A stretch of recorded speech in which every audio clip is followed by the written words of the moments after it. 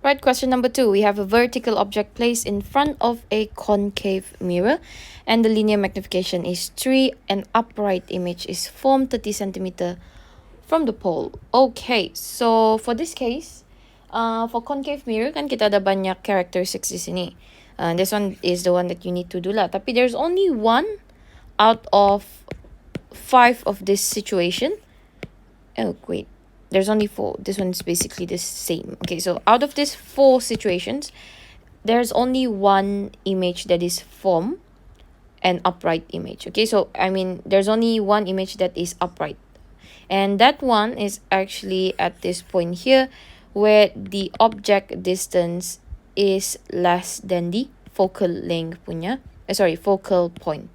Okay, so kalau kita lukis tu, sepatutnya kita lukis lebih kurang macam tu lah. Okay, so I'm just gonna draw the line, which is the principal axis, and then I'm just gonna draw a circle, which is basically telling me it's just much more easier for me to find the center of curvature lah.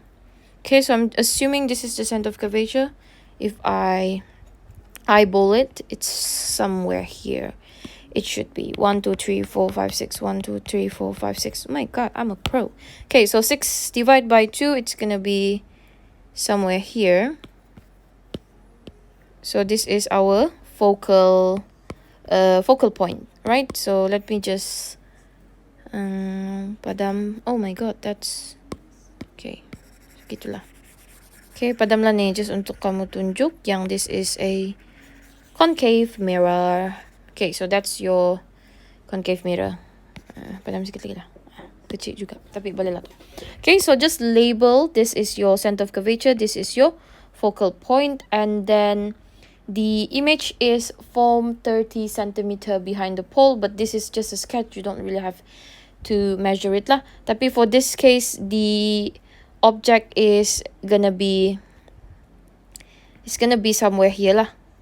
Lebih kurang macam tu lah. Asalkan the object ni, it is less than the focal point punya distance, right?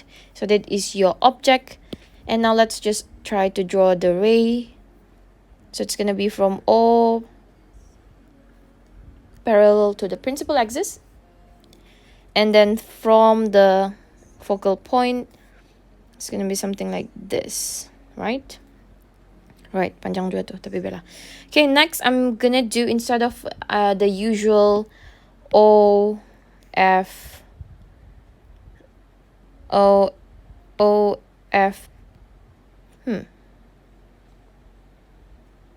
yeah, but instead of OFP, I'm gonna do OCO, which is much more easier to draw.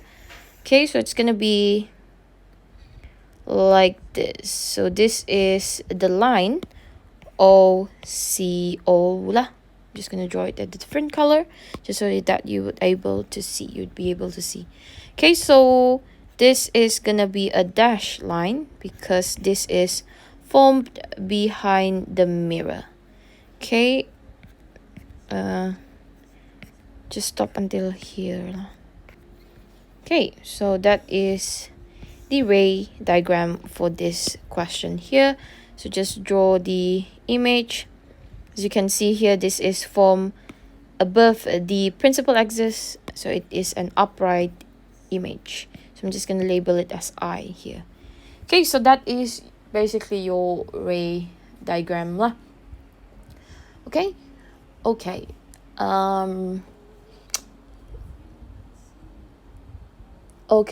I found how to draw sudah yang satu tu. Tadi saya macam terbingung sikit. Okay, so if we were to draw the usual OFP, so it's gonna be like this. OF. Kan, lepas tu dia dari sini. It's gonna be sorry, terbalik pula. Begini, they reflected like that, and then it's gonna be something like this. Okay, so as you can see, it's not really at the perfect intersection because this measurement is not correct lah, basically. Macam tu lah. Right, okay? So, sepatutnya kalau kamu lukis betul-betul, this is 30 cm away, kamu akan dapat the right point of intersection lah. Tapi that's why kita just draw two ways saja just to determine the intersection point. But that's just how you do the ray diagram lah. Just don't have to do any extra. Just this. Okay, just make sure you labeled everything. OFC dengan I ni kamu perlu label lah. Okay. Okay, next let's just calculate the distance of the object. So since the question have give us the magnification value and it will be a positive value sebab this is an upright image, so it is positive. And then we are just going to use this formula to calculate for the object's distance. Okay, so object's distance, which is u, this is negative v over m lah. Kan? Yeah. Okay, so since the image is formed behind the mirror, it's going to be negative 30 centimeter lah. Or kita just guna centimeter pun boleh lah. Okay, so it's going to be negative 30 centimeter because the image is formed behind the mirror. Okay? Okay, so next we just have to substitute. This is negative 30 divided by 3, which will give you the object distance to be equal to 10 centimeter. Right?